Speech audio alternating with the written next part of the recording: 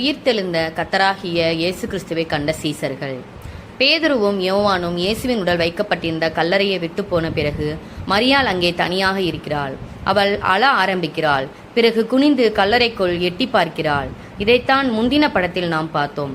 அங்கே 2 தேவதூதர்கள் இருக்கிறார்கள். அவளை பார்த்து, நீ ஏன் அழுகிறாய் என்று கேட்கிறார்கள். அதற்கு மரியாள், அவர்கள் என் கர்த்தரை எடுத்துக்கொண்டு போய்விட்டார்கள், அவரை வைத்த இடம் தெரியவில்லை என்கிறாள். அப்படி சொல்லிவிட்டு திரும்பும்போது ஒருவரை பார்க்கிறாள். நீ யாரை தேடுகிறாய் என்று அவர் கேட்கிறார். அவர் ஒரு தோட்டக்காரர் என மரியாள் நினைத்துக் கொள்கிறாள். எனவே அவர்தான் இயேசுவின் உடலை எடுத்துக்கொண்டு போயிருக்க வேண்டும் என்று நினைக்கிறாள். அதனால் அவரை பார்த்து, நீ அவரை எடுத்துக்கொண்டு போயிருந்தால் அவரை எங்கே வைத்திருக்கிறீர் என்பதை எனக்கு சொல்லும் என்று கேட்கிறாள். ஆனால் உண்மையில் அவர் இயேசுவே. அவர் மறுரூபமாகி இருந்ததால் மரியாளுக்கு அடையாளம் தெரியவில்லை. ஆனால் அவளை பெயர் சொல்லி கூப்பிட பொழுது அவர்தான் இயேசு என்பதை சட்டென்று அவள் கண்டு கொள்கிறாள்.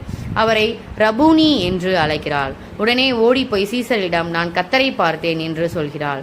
அந்நாள் பிற்பகலில் 2 சீசர்கள் எம்மாவு என்ற கிராமத்துக்கு நடந்து போய் கொண்டிருந்த போது ஒரு நபர் அவர்களுடன் சேர்ந்து கொள்கிறார். இயேசு கொல்லப்பட்டிருந்தால் அந்த சீசர்கள் ரொம்பவும் சோகமாய் இருந்திருக்கிறார்கள்.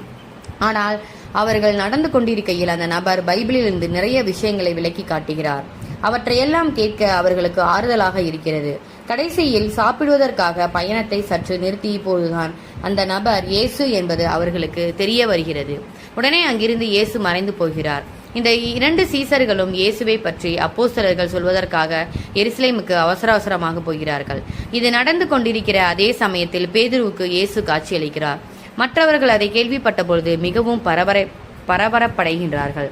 அப்பொழுது இந்த 2 சீசர்களும் எருசலேமுக்கு போய் அப்போஸ்தலர்களை பார்க்கிறார்கள்.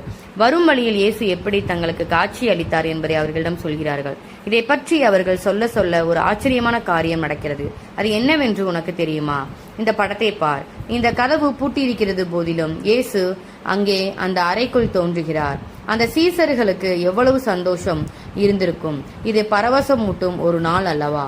இதுவே இயேசு தம்மை பின்பற்றியவர்களுக்கு எத்தனை தடவை காட்சியளித்தார் என்று உன்னால் சொல்ல முடியுமா? 5 தடவை என்று சரியாக எண்ணினாயா?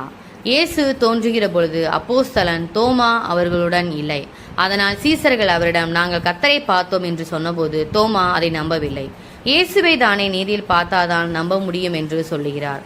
8 நாட்களுக்கு பிறகு சீசர் மறுபடியும் கதவை பூட்டிக் கொண்டு ஒரு அறையில் இருக்கிறார்கள். இந்த சமயத்தில் தோமா அவர்களுடன் இருக்கிறார். அப்பொழுது திடீரென்று இயேசு அந்த அறைக்குள் தோன்றுகிறார்.